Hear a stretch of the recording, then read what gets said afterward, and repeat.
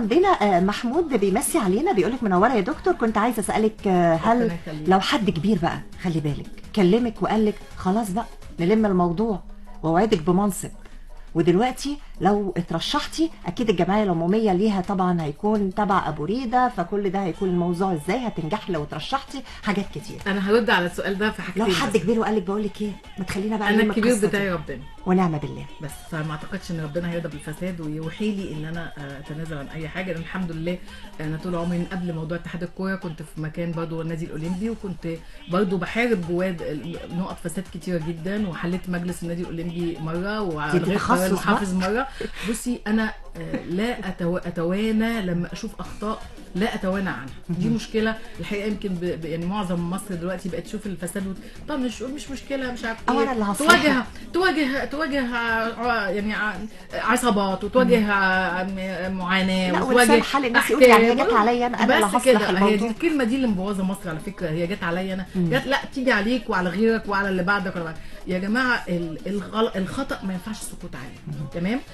خصوصا كل واحد في موقعه بقى، يعني مش لازم انا بتكلم في المجال الرياضي، لكن هو ده اللي انا عارفاه وحافظاه وفهمته ودرسته، الكل في مجاله مجال القانون. نعم. اما بقى ان كل واحد يقول لك لا اصل انا مش هصلح لا، اول حاجه الحمد لله زي ما بقول للاستاذ محمود كده، انا ميرسي ليك بس انا كبير ربنا ما عنديش اكبر منه يعني او اقل او حد ممكن يكلمني في حاجه زي دي. تاني حاجه ان موضوع ان الجمعيه العموميه كلها ضدي، لا الكلام ده مش مظبوط خالص، والدليل على كده ان في 2 اترشحهم قدام هاني ابو ريده المره اللي فاتت، وقدام محمد عبد السلام، كان مرشحين، كان محمد عبد السلام اللي هو محمد عبد السلام، وكان هاني ابو ريده، وكان اسامه خليل، وكان ايهاب صالح وعثمان خليل. كل واحد خد فيهم كميه اصوات تعادل 20%، يعني لو جمعتي الاصوات اللي هي كانت ضد القايمه دي حوالي 40%، اذا 40% من الجمعيه العموميه غير قابلين للوضع، لكنهم لا يملكوا التغيير. قد اكون انا ايقونه التغيير، قد اكون انا سبب ان الناس تفكر كويس. المشكله الاكبر ان اللي مش الناس كلها مش واخده بالها منها عدد اعضاء الجمعيه العموميه. اما كنت انا في الانتخابات كان 214، النهارده وصل 230.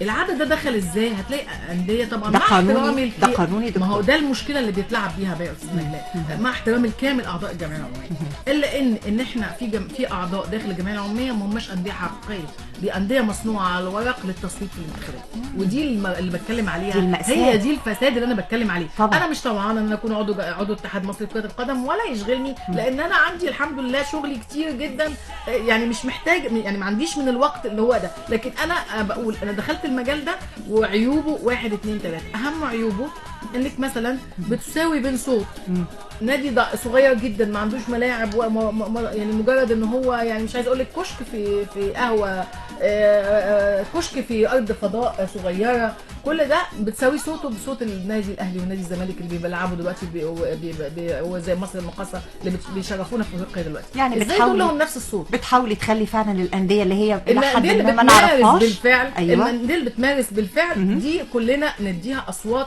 اكتر، عشان دي اللي بتمارس بالفعل ودي اللي بترفع اسم مصر. الانديه الصغيره دي ما فيش مشكله ان احنا نكبرها، نعمل لها ملاعب، نعمل لها انشطه، ندخل لها، نتابع الفرق بتاعتها، نعمل قاعده ناشئين. احنا النهارده يا استاذه نجلاء 90 مليون مواطن، لازم يكون عندنا على الاقل 2 مليون لاعب كره قدم، انت ما عندكيش العدد ده.